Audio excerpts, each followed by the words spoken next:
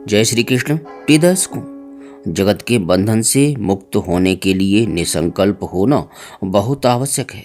जब तक जगत के संकल्प होते रहते हैं तब तक मन की जागतिक क्रिया बंद नहीं होती, परंतु मन का निसंकल्प होना सहज बात नहीं है। फिर भी निसंकल्प होने का एक दूसरा बहुत सीधा रास्ता है। संकल्पों से लड़ना छोड़ दें, संकल्पों का विषय बदल दें, जगत के स्थान पर भगवत संकल्प करें। भगवान का लीला गुणानुवाद श्रवण पठन मनन किस लिए? क्या व्यास जी जिन्होंने वेदों का विभाग किया, ब्रह्मसूत्रों की रचना की, जो ब्रह्मसूत्र समस्त वेदांतवादियों के आदर्श हैं, वे इतने निकम्मे बैठे थे कि वेदांत का परिशीलन छोड़कर वे लीला कथा का गान करें? क्या नारद जी इतने अल्पबुद्धि व्यक्ति थे जो व्यास जी को शांति प्राप्त करने के लिए लीला कथा का गान करने का अनुरोध करें? परंतु व्यास जी अपने को अशांत पाते हैं। यद्यपि संकल्पों का अभाव व्यास जी में स्वाभाविक माना जाता है, क्योंकि व्यास जी भगवद अवतार हैं, वेदांत सूत्रों के निर्माता हैं, उनमें संकल्प क्यों हो? तथापि वे अशांत हैं। नारद जी कहते हैं कि आपको शांति इसलिए नहीं मिली कि आपने ज्ञान विज्ञान का निरूपण किया, परंतु भगवत लीला रस का पान न किया, न कराया, इसीलिए आपका चित्त अशांत है। इससे तो बस यही समझना चाहिए कि ये व्यास, शुकदेव, वशिष्ठ और नारद आदि ऐसे साधारण लोग नहीं थे जो बहुत ऊंची चीज को छोड़कर नीची चीज की ओर चले, परंतु हमारा मन तो प्राकृतिक मन है और अमल आत्मा मुनियों का मन तो मनोनाश के द्वारा मिट चुका है। उस मिटे हुए मन के स्थान पर भगवान के गुण, सौंदर्य आदि का चिंतन करने के लिए जो मन बनता है वह भगवान का दिया हुआ मन बनता है। उत्तम साधन यह है कि आप केवल भगवत संबंधी संकल्प करें। जैसे संध्या का समय है, बछड़ों को लेकर भगवान लौटेंगे। भगवान के आगमन की प्रतीक्षा करें कि भगवान आ रहे हैं, अभी अभी भगवान आने वाले हैं। इस प्रकार प्रतीक्षा करते हुए खड़े हो गए। अब मन में वही भाव, वही संकल्प विकल्प आते रहें। अब वे बछड़ों के पीछे आते होंगे, अब मुरली बजाते होंगे। उनकी लीलाओं का अंत नहीं है। अपने मन में जैसी लीला जब आवे, किसी क्रम का बंधन नहीं है कि अमुक प्रकार के क्रम से ही भगवान की लीला का चिंतन हो। जब जैसी मन में आवे भगवान की लीलाओं का संकल्प विकल्प मन में होता रहे, फिर तो मन में यही चिंतन रहेगा कि हम भी खेलें, हमको भी भगवान अपना परिकर बना लें। यह साधना की बात है। प्रिय साधकों, परम श्रद्धेय भाई जी की कृपा से मोटे रूप में निकुंज साधन की बात कहते हैं। निकुंज साधना में क्या करना पड़ता है? इसमें संकल्पज देह का सेवा का निर्माण होता है। पहले तो संकल्प करना पड़ता है। भगवान के मंडल में निकुंज का जो मंडल है बड़ा विस्तृत है और उसके बहुत से स्तर हैं। उनमें एक मंजरी मंडल है। यह जो मंजरी भाव है बड़ा ऊंचा भाव है। उसमें निज सुख का अभाव है। वे केवल राधा माधव का सुख संपादन करने में ही लगी रहती हैं। उन्हें अपने लिए कुछ नहीं चाहिए। उन मंजरियों में से किसी एक को भाव राज्य में भाव से आचार्यत्व के पद पर वर्ण करें, अर्थात गुरु माने। अपने को संकल्प से किसी मंजरी देह में ले जाएं, मंजरी कल्पना करें। मंजरी में उसके रूप रंग की इत्यादि की बहुत सी बातें हैं जिन्हें यहाँ कहने की कोई आवश्यकता नहीं है। मंजरी कल्पना करें और जिस मंजरी को गुरु माना है उसके साथ सेवा में हिस्सा मिले, ऐसी उनसे प्रार्थना करें तथा यह प्रार्थना उस भाव राज्य में संकल्प से ही जब स्वीकार हो जाए तब सेवा प्रारंभ करें। पहले बाहर की सेवा प्राप्त होगी, जैसे कहीं निकुंज के बाहर झाड़ू इत्यादि लगा दी जाए, कहीं कुछ कंटक साफ कर दिए जाएं, पीक दानी को लेकर फेंक दिया जाए। ये बड़े लोगों की बातें नहीं, जो बड़े ज्ञान निष्ठित हैं उनके लिए तो ये चर्चा पागल लोगों की चीज है। ऐसा करते करते क्या होगा? उसे मंजरीत्व प्राप्त होगा। पहले कल्पना राज्य में, तत्पश्चात भाव राज्य में। इसके लिए बड़े शास्त्र हैं। एक रसोल्लास तंत्र है, उसमें बड़ी विधि है और केवल विधि से काम नहीं चलता, विधिवत साधना में प्रवृत्त होना पड़ता है। फिर क्या होता है कि मंजरी देह की प्राप्ति हो जाती है। पहले कल्पना मंजरी, फिर भाव मंजरी, फिर मंजरी देह की प्राप्ति हो जाती है। इस देह के रहते जब कभी कभी ऐसी तीव्र इच्छा हो या जब वहाँ की आज्ञा हो, तब उस गुरु मंजरी का अनुकरण करते हुए जो सेवा बताई जाए, उस सेवा में वह साधक नियुक्त हो जाता है। फिर ऐसा होते होते उस मंजरी के साथ उसको निकुंज में प्रवेश का अधिकार मिल जाता है। प्रिय साधकों, यह निकुंज में प्रवेश का अधिकार मामूली चीज नहीं है। जो पुरियों का अंतःपुर है, उसमें भी सबका प्रवेश अधिकार नहीं है। जैसे मथुरा, द्वारका, अयोध्या इत्यादि ये भगवान की लीलापुरियां हैं। व्रज तो वन है, गोष्ठ है, वृंदावन है। यहाँ के निकुंज दो प्रकार के हैं, ध्यान दीजिएगा, धातु निर्मित निकुंज और रत्न निर्मित निकुंज। इसके अतिरिक्त बहुत से निकुंज यहाँ लता पुष्प निर्मित हैं। यहाँ का अधिकार मिलना तो बहुत कठिन बात है। पुरियों के अंतःपुर में सबको प्रवेश का अधिकार नहीं है। भगवान श्री कृष्ण के अंतःपुर में जब संजय जाते हैं तो वहाँ का वर्णन करते हुए कहते हैं कि भगवान के उस अंतःपुर में प्रवेश का अधिकार प्रद्युम्न तथा अभिमन्यु को भी नहीं है, जो कि पुत्र हैं। संजय इत्यादि जो भगवान के विशिष्ट अंतरंग सहचर हैं, इन्हें मंजरी स्थानापन्न ही समझिए। इनको अंतःपुर में प्रवेश का अधिकार है। उसने वहाँ का दृश्य देखा, अर्जुन, श्री कृष्ण, सत्यभामा और द्रौपदी की अंतरंग लीला का दृश्य। निकुंज में प्रवेश का अधिकार हर एक को नहीं होता। इसमें प्रवेश का अधिकार जिस मंजरी देह से प्राप्त हो जाता है, उसे वैष्णव साधना में बहुत ऊंचा स्थान माना जाता है। इसलिए संकल्प का परित्याग करने की आवश्यकता नहीं है। भगवत लीला संबंधी और उनमें भी सर्वोत्तम निर्दोष बाल लीला है। भगवान का बाल चरित्र, भगवान के प्राकट्य से लेकर गोवर्धन उठाने तक का जो बाल चरित्र है, वह सर्वथा निर्दोष, सबके काम की चीज, घर में देखी हुई अपने बच्चों की क्रीड़ा, उसी में भगवान को देखें। विशेष कुछ करना कराना नहीं है। इस तरह के संकल्प होने लगें तो क्या होगा? कुछ दिनों बाद ऐसे ही दृश्य आने लगेंगे। यह करके देखने की चीज है। यह वही कर सकता है जो करना चाहे। यदि मन में तीव्र आकांक्षा पैदा हो जाए तो इस सीधी चीज, घर में देखी हुई चीज का हम भगवान से संबंध जोड़ सकते हैं। फिर क्या होगा कि हमें अकल्पित लीला दर्शन होने लगेंगे।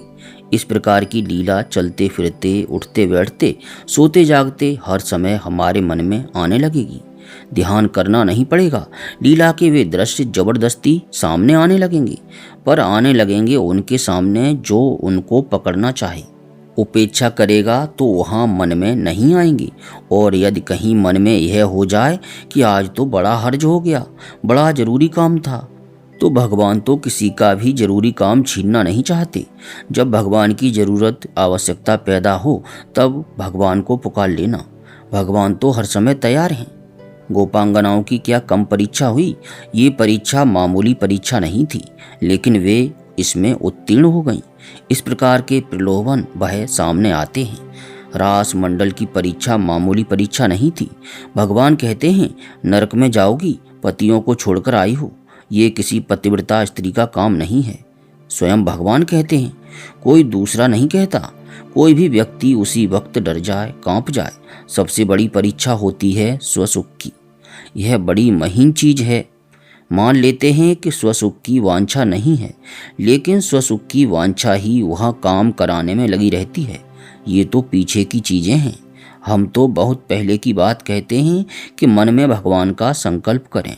प्यारे साधकों, आत्मा का स्वरूप क्या है, कैसा है, ये जानने की आवश्यकता नहीं है। ये जिसको जितना जानने की आवश्यकता होगी वे जना देंगे, और नहीं जनाना चाहें तो कहेंगे कि भाई तुम ज्ञानवान हो, जहाँ जाते हो वहाँ तुम्हें ले चलेंगे, तुम इनको जानकर क्या करोगे। भगवान तो कहते हैं, सर्वधर्मान परित्यज्य माम एकम शरणं व्रज। मेरी शरण में आ जा, मैं तुम्हें मुक्त कर दूंगा। लेकिन संकल्पों का सब तरह से विनाश होना मामूली बात नहीं है। यदि जगत का संकल्प आ गया तो जगत का चिंतन त्याग के लिए भी न करें। यह मनोवैज्ञानिकों का सिद्धांत है कि त्याग के लिए भी त्याग के योग्य वस्तु का चिंतन अधिक न करें, क्योंकि इससे त्याग तो होगा नहीं, उल्टे उस वस्तु का चिंतन करते रहने से वह वस्तु मन के संकल्प में आ जाएगी। इसलिए संकल्पों के विषय को बदलना होगा। प्राकृतिक संकल्पों के स्थान पर भगवत संकल्प लाने होंगे। भगवान का चिंतन किसी प्रकार से चित्त में आवे। गीता जी के विभूति योग में भगवान ने एक जगह कहा, द्यूतम छलेतामस्मि, जुआ बताया है अपने को। ध्यान से समझिएगा, भगवान कहते हैं कि मैं जुआ हूँ। क्यों कहते हैं? किन में जुआ मैं हूँ? छल करने वालों में, छलेताम। जुआरियों से कोई कहे कि सत्संग में बैठो, अमुक अमुक स्थान से महात्मा आए हैं, जाकर उनके उपदेश सुनो, तो उन्हें फुर्सत नहीं है। पर वे यदि कहते हैं, भैया एक काम करो, जुआ खेलते हो? हाँ खेलते हैं। पासा फेंकते हो? हाँ फेंकते हैं। तो प्रत्येक पासे में कहो ये जुआ भगवान, तो भगवदाकार वृत्ति हो गई। भगवदाकार वृत्ति हुई कि जुआ छूटा। करना भी यही है, भगवदाकार वृत्ति होनी चाहिए। इस प्रकार जुआरी की वृत्ति भगवदाकार हो गई। भगवान थे ही, कोई झूठी बात तो नहीं। अतः संकल्पों में भगवत संबंधी विषयों को लाने की चेष्टा करनी चाहिए। सीधी बात यह है कि इंद्रियों में आने वाले भगवान के सौंदर्य माधुर्य का संकल्प करें। बड़ा सुंदर भगवान का सौंदर्य, जैसा जैसा अपने मन में आवे उसी प्रकार के भगवान के सौंदर्य की कल्पना करें। उस कल्पित रूप को बार बार अपने मन में देखें। उस रूप में मन लगे तो उनकी लीलाओं को देखें। अरे खेल ही रहे हैं, गुल्ली डंडा खेल रहे हैं, आंख मिचौनी खेल रहे हैं, सखाओं के साथ खेल रहे हैं। ये जो भगवान हैं बड़ी ठोस चीज़ हैं, और सब चीज़ तो तरल है, उड़ने वाली है, केवल हवा भरी है। भगवान को मन में भरने लगो, बेकार की हवा अपने आप निकलने लगेगी। भगवान भर गए, हवा निकल गई।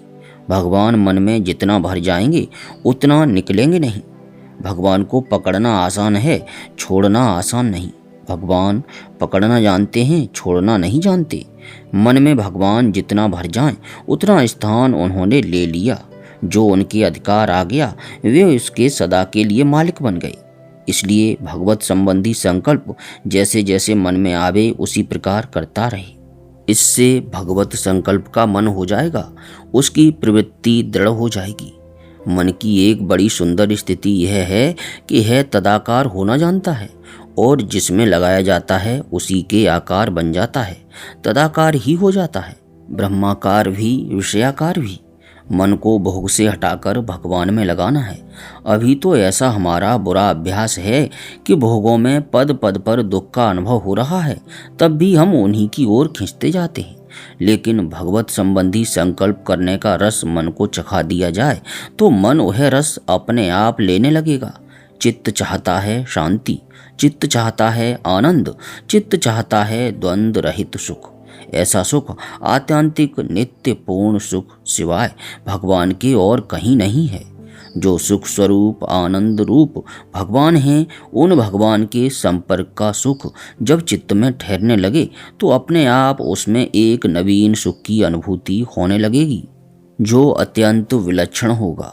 जिसने बहुत कमजोर एवं पतली सी बत्ती की रोशनी में रहने का अभ्यास डाला हो तो एक बार तो बिजली देखकर वह चौंधिया ही जाएगा, उसे उस रोशनी का अनुभव ही नहीं है। लेकिन जब बिजली देख लेगा, उसका प्रकाश मालूम हो जाएगा, तो सोचेगा इसमें न बत्ती चाहिए, तेल चाहिए, न दीपक चाहिए और न हवा का भय। अब इतनी अच्छी रोशनी के रहते फिर बत्ती को क्यों याद करेगा।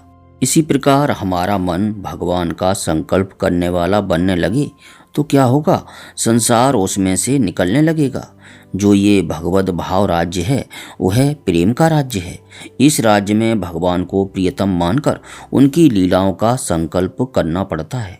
मन तो मानता नहीं, मन अभी भरा नहीं है। मन में भगवान को बार बार लाएं तो इससे मन भगवान में जल्दी लगने लगेगा। भगवान की ऐसी चरित्र कथा है कि इसमें सबका मन लगेगा। इस चरित्र में सबका मन स्वाभाविक लगता है। चीज यह मधुर है और इसमें त्याग वाली कठिनता नहीं है। त्याग चाहे कैसा भी हो, मनुष्य को त्याग करना पड़ता है। यह भगवत भाव जब मिलेगा तो जगत के वर्तमान भाव को खा जाएगा। चाहे जगत इसी रूप में रहे, पर इसकी दृष्टि में यह भागवत स्वरूप ही बन जाएगा। जगत में प्रत्येक क्षण प्रत्येक दशा में भगवत लीला के दर्शन होंगे। सब जगह भगवान खेल रहे हैं, सब जगह भगवान का लीला विलास हो रहा है और सभी परिस्थितियों में उनका लीला विहार हो रहा है। अतः मृत्यु में भी, जीवन में भी, सुख में भी, दुख में भी प्रेमी अपने प्रेमास्पद का सुखद स्पर्श प्राप्त करता रहेगा।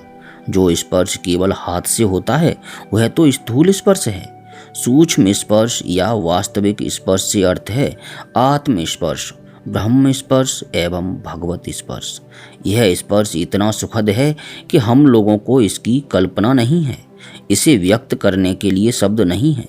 शब्द तो मन की भाषा के भी नहीं होते हैं और अध्यात्म का कोई शब्द है नहीं। इनको तो संकेतों से, शाखा चंद्र न्याय से बताया जाता है। यह गूंगे के गुड़ के स्वाद जैसे अवर्ण्य हैं।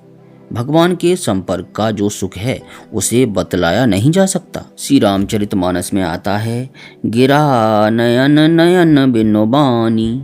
इसको अपने संकल्पों में जैसा आए वैसा ही करना शुरू कर दें। अपनी कल्पना के अनुसार करने से क्या होगा? यह भाव उत्पन्न होने लगेगा, भगवान सत्य हैं, सर्वमय हैं, सर्वत्र हैं, सबके लिए हैं और सब समय हैं। भगवान संबंधी संकल्प भी यदि भगवान चाहें तो सत्य कर सकते हैं, क्योंकि वे वहाँ पर हैं। संकल्पित जगत में भी यदि भगवान चाहें तो सत्य कर सकते हैं, क्योंकि वे वहाँ पर हैं। संकल्पित जगत में भी तथा उस संकल्पित ध्यान में भी वे तो हैं ही। भगवान का वहाँ अभाव नहीं है। इसलिए जब भगवान का संकल्प करने लगेंगे तो संकल्प के अनुसार उनका दर्शन होने लगेगा। यह करने की चीज़ है। जब ठीक ऐसा ही होने लगेगा तब उसमें एक ऐसे आनंद विशेष की अनुभूति होगी कि फिर उसके बाद तो वहाँ से मन हटेगा ही नहीं। फिर वहाँ उसके लिए जागतिक त्याग करना सहज हो जाएगा। त्याग करने में हमको कठिनता इसलिए पड़ती है कि हम जिस वस्तु के लिए त्याग करते हैं उसका महत्व तो हमारी दृष्टि में इस त्याग करने वाली वस्तु की अपेक्षा बहुत अधिक नहीं है। वह वस्तु आवश्यक भी हो तो उसके लिए त्याग हो जाता है। बड़ा ही अच्छा दृष्टांत भाई जी ने दिया है कि जैसे घर में हमें किसी वस्तु की आवश्यकता है। मान लीजिए दाल लानी है, रुपया ले गए हम बाजार में, दाल थैली में डालेंगे और रुपया फेंक देंगे। ऐसी आवश्यक परिस्थितियों में रुपए का त्याग करने में कठिनता नहीं होगी। वैसे ही भगवान की आवश्यकता और भगवान में प्रियता, ये दो हो जाएं तो फिर और कुछ नहीं चाहिए। प्रियता तो सर्वोपरि है। प्रियता होने पर तो उस प्रेमी के लिए भगवान मन का निर्माण करके उसके साथ मिलना चाहते हैं। श्रीमद् भागवत में आता है, भगवान पेता रात्रि शरदोत्फुल्ल मल्लिका वीच्यरन्तुम मनश्चक्रे योग माया मुपाश्रित है।